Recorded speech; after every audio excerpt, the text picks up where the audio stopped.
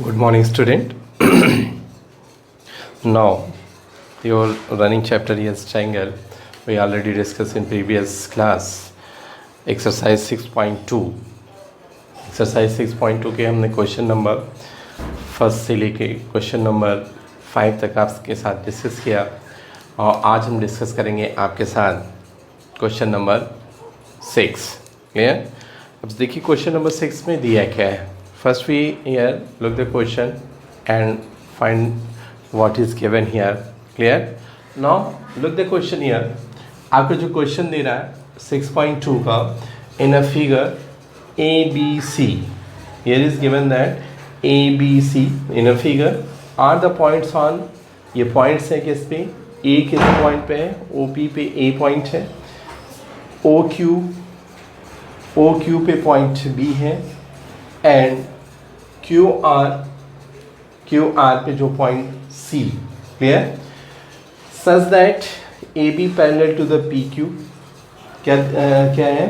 AB parallel to the PQ and AC is a parallel to the PR. Clear? So that BC is a parallel to the QR. हमें क्या show करना है कि BC क्या है? QR के parallel है. Clear? Now look the solution of that equation. That's a problem. First we write here the solution and इसके बाद हम क्या लिखते हैं? Given that. solution देने के बाद हम क्या लिखते हैं? Given that. अब given that में क्या है? Given हमें क्या दिया है? ऑलरेडी क्वेश्चंस में वो हमारे पास है. तो हमें क्या दिया गया है? AB parallel to the PQ. यहाँ पे दिया है AB parallel to the PQ. AB parallel to PQ. One things, एक चीज़ ये दिया है. दूसरा क्या दिया है? AC parallel to the PR and AC parallel to PR. AC क्या है? PR के पैरेलल है. This point is given. Clear? फिर आपको क्या लिखना है? To prove. हमें प्रूव क्या करना है? This one. तो लिखेंगे टू प्रूव. अब टू प्रूव में आप देखेंगे ये भी आपकी थिंग्स गिवन है. तो BC parallel to the QR. BC को हमें कैसे QR के पैरेलल दिखाना है. Clear? Now next point is where let here the proof. Then here proof. अब प्रूफ में हमें चीज़ें रखनी है. क्लियर? तो first we look that here in triangle POQ. आपको ट्राइंगल दिख रहा है? POQ. ये ट्राइंगल आपको दिख रहा है? क्लियर? ये पॉइंट्स दिख रहे हैं. तो इसके मतलब आप देखिए फिगर को, एक ट्राइंगल बन गया और AB पैरेलल टू PQ दे रहा है. Clear? So right here AB parallel to the PQ. Right here in triangle. First right here in triangle POQ.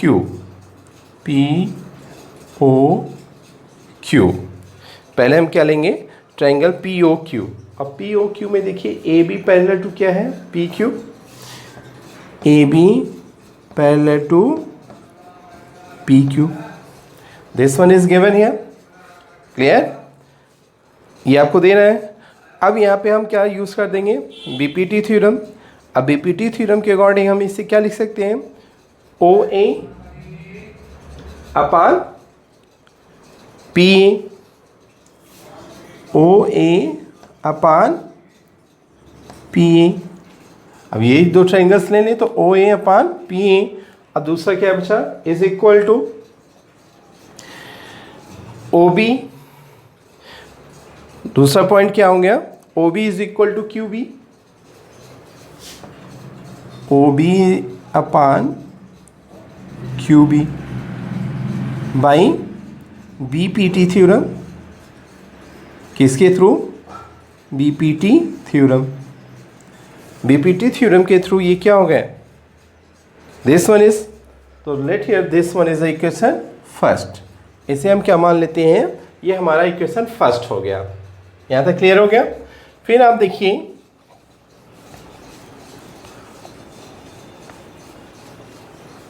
Next point here discuss.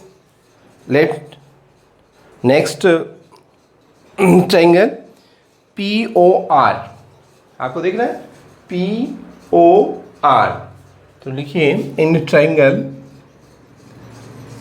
POR।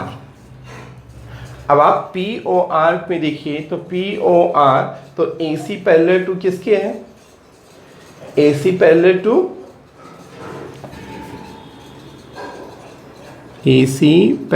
To PR। AC किसके parallel है, PR के parallel चल रहा है, AC is parallel to the PR। clear, this one is given, तो use here the again DPT theorem। तो look here, OA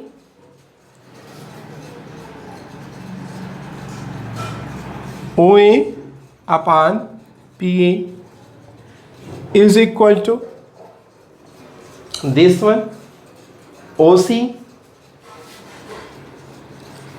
upon RC by BPT theorem। this one is equation second।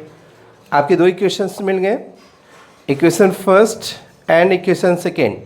अब आप देखिए equation first आपको ये दे रहा है OA upon P is equal to OB upon QB, और सेकेंड इक्वेशन में आपको क्या मिल रहा है OA upon P is equal to OC upon RC। This one equation second. तो आप यहाँ लिखिए from equation first and second, from equation first and second we get. अब देखिए फर्स्ट और सेकेंड से हमें क्या मिल रहा है, from equation first and second, look there equation first and equation second.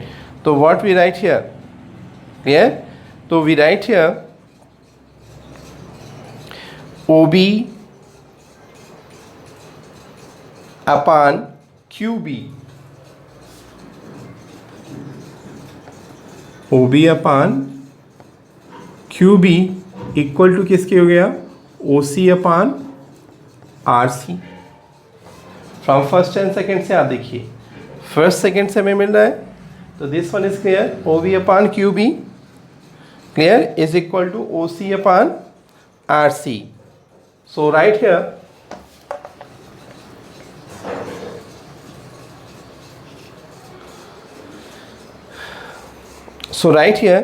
what we write here in triangle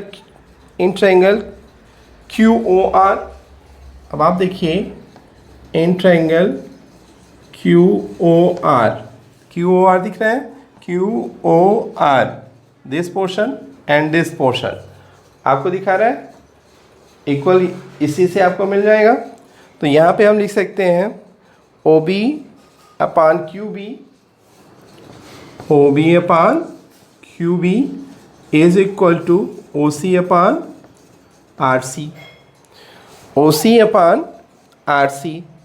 so say that क्या हो गया, अब आपका BC parallel to QR, then say that clear BC parallel to QR, BC parallel to QR by the converse of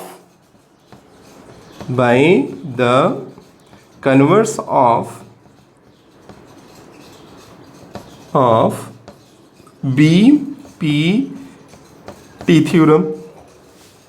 clear, BPT theorem के converse के according क्या हो गया, BC parallel to the QR। Clear, this one is the complete. Now see the question number 7 here। What is the question number 7? Now student, your 7th question here. 7th question में आपको क्या दिया है, तो 7th question here using the theorem, कौन से theorem use कर रहे हैं, थेल्स थ्योरम। क्लियर, आपके NCERT में दिया हुआ थ्योरम नंबर 6 पॉइंट समथिंग। तो this one is the Thales theorem. Prove that a line drawn through the midpoint of one side of a triangle parallel to the another side bisect the third side. This one is your question. Now how to solve that, this one is here. तो first see the figure of this. First we draw, here is a triangle ABC. Here is the take a triangle ABC. Here is a triangle A, B and C. Here is a triangle ABC, and this one is here AD is equal to BD. यहाँ पे एक mid point there here D, तो AD is equal to BD, and this one here is E. कह रहा है using this will prove there is a line through the midpoint of one side, midpoint of the one side, triangles parallel to the other side bisect third side.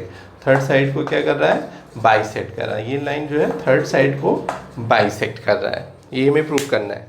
Clear? Now see the solution of this problem. तो first we write here the solution. In solution first what we write here, given that. अब हमें given क्या है, given that में हमें क्या दिया गया है, आपको क्या दिया गया है, इन ए ट्रायंगल ए बी सी. आपको पहली चीज़ तो आपको एक ट्रायंगल दिया गया, इन ट्रायंगल ए बी सी. एक ट्रायंगल आपको दिया गया ए बी सी, और ये कह रहा है कि जो दे रहा है A D is equal to D B. A D is equal to D B. A D is equal to D B. Clear? This things is given. And to prove में हमें क्या दिखाना है. क्लियर? जब हमें गिवन क्या है और टू प्रूव क्या है, अगर ये पता चल जाता है तो हम किसी भी क्वेश्चन को सॉल्व करने में हमें इजी होती है.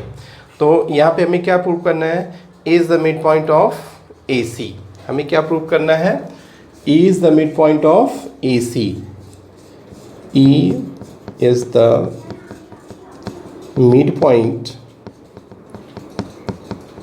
Of A C. ई जो है ए सी का मिड पॉइंट है. तो हमें क्या दिखाना होगा, ए ई किसके इक्वल हो जाएगा, E C. A is equal to E C. Clear? तो ये हमें क्या करना है, प्रूफ करना है. अब आप देखिए टू प्रूफ में है, फिर आपका आ गया प्रूफ. आप स्टेप ज़रूर लिखेंगे बोर्ड में, आप विशेष तरीके से इसको ध्यान रखिएगा, क्योंकि आपके बोर्ड में जो कॉपी करेक्शन होता है वो स्टेप मार्किंग होता है. क्लियर? स्टेप मार्किंग अगर आप इतना भी लिख देते हैं तो आधा आधा करके एक नंबर आपका ये हो गया. ठीक है? तो ये स्टेप्स होते हैं और स्टेप को ध्यान रखिए. क्लियर? Now proof. अब आप प्रूफ नहीं लेंगे तो सबसे पहले हम कौन सा ट्रायंगल ले लेते हैं. कौन सा triangle, triangle A B C. तो हम first we take here in a triangle A B C. तो पहला हम ले देते हैं इन अ ट्रायंगल ए बी सी. अब देखिए ए बी सी में आपको कोई चीज़ ऐसी मिल रही है, इसमें क्या कह रहा है, A B C D E. D दिख रहा है, D E is parallel to the B C. DE is a parallel to the BC. DE क्या है, BC के पैरेलल है. जब पैरेलल है तो हमें इसे दिखा सकते हैं, ये मिड पॉइंट दे रहा है तो इसे हम लिख सकते हैं AD upon BD. AD upon BD लिखा जा सकता है, AD अपान BD. और फिर आप इसे ले लीजिए equal to AE upon C by BPT theorem.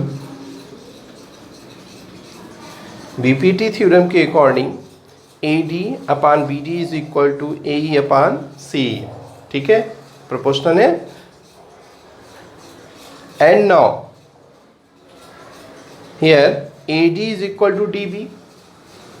AD is equal to क्या दे रहा है, DB.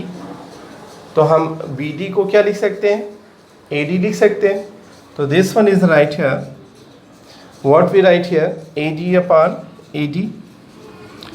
AD upon AD is equal to AE upon CE.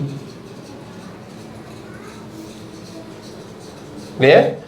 और यहाँ पे हमें ऑलरेडी हम गिवन है. क्यों है? AD is equal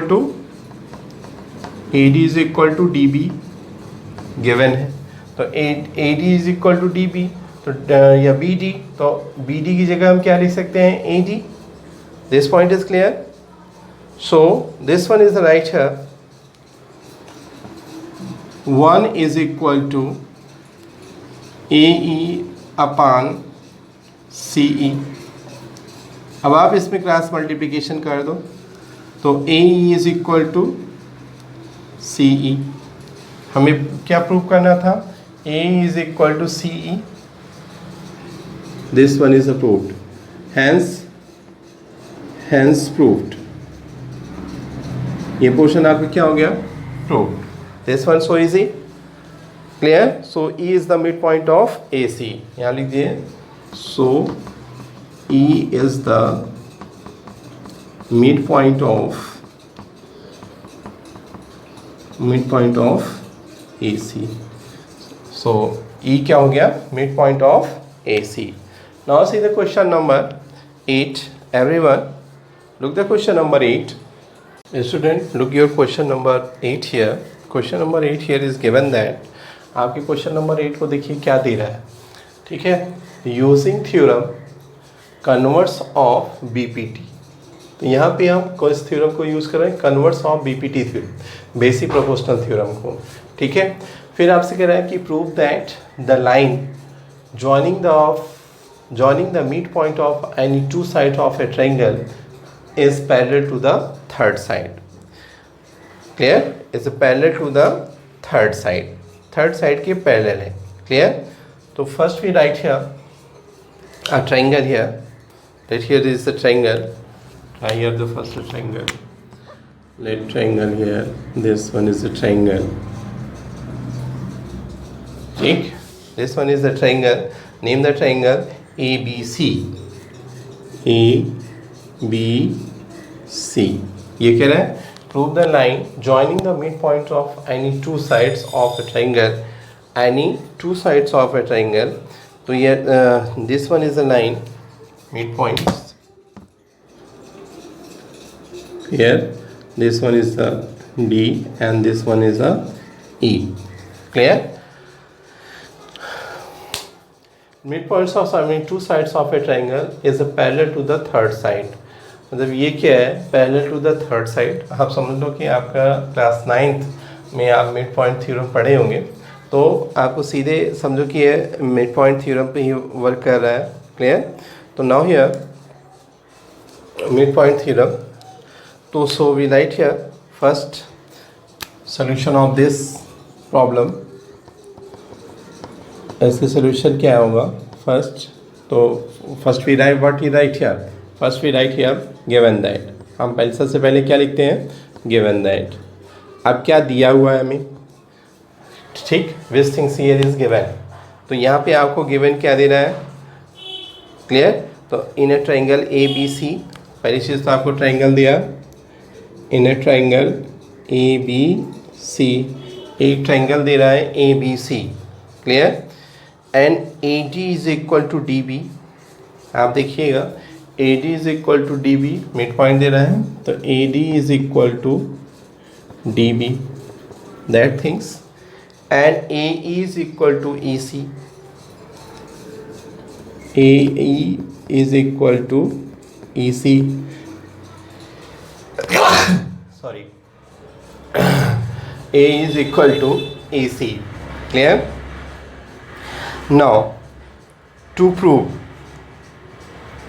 अब देखिए हमें प्रूव क्या करना है. To prove D is parallel to the BC. D is parallel to the BC. Second points we write here. To prove DE parallel to the BC. D क्या है? BC के parallel है. D is parallel to the BC. Clear? And now look the proof. Proof here. अब proof में हमें इसे proof कैसे करना है कि D parallel to the BC है. क्लियर?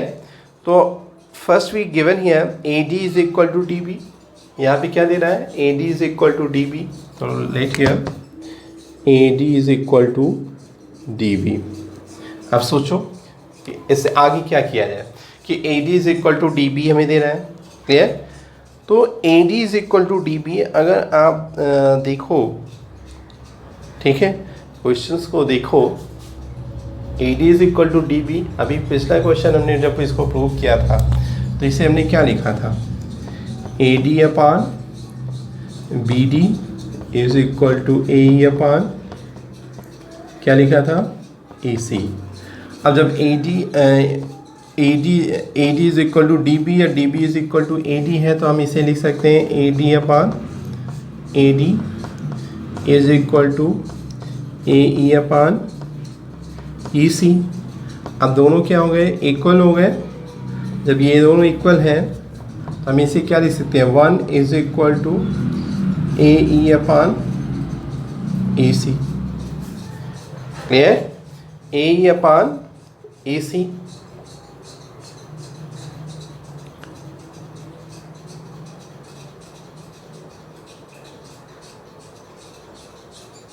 क्लियर? तो AE अपान AC और AE अपान AC को जब हम क्रॉस मल्टीप्लिकेशन कर देंगे तो हमें क्या मिल जाएगा? AE is equal to EC. ये पॉइंट्स हमें मिल गया. Clear? And then AE upon EC is equal to 1. क्या कह रहा है? जब आपको दे रहा है AE upon EC is equal to 1. Clear? तो AE upon EC is equal to 1. Then right here. अब आप एक चीज़ और ले सकते हो जो दे रहा है यहाँ पे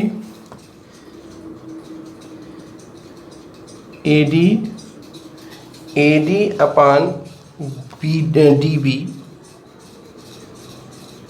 इज इक्वल टू 1 है. तो इसे इक्वेशन फर्स्ट मान लीजिए और इसे इक्वेशन आप सेकेंड ले लो.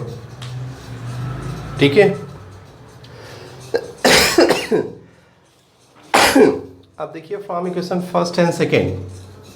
यहाँ देखिए from equation first and second. अब इक्वेशन फर्स्ट एंड सेकेंड से हम क्या ले सकते हैं कि AD upon DB is equal to AE upon EC. Clear? इसे ले सकते हैं. So in triangle ABC, in triangle ABC अब क्या लिख सकते हैं?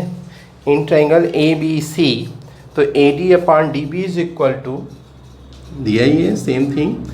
AD upon DB is equal to AE upon EC. Clear? लिखा जा सकता है. सो D is parallel to the BC. DE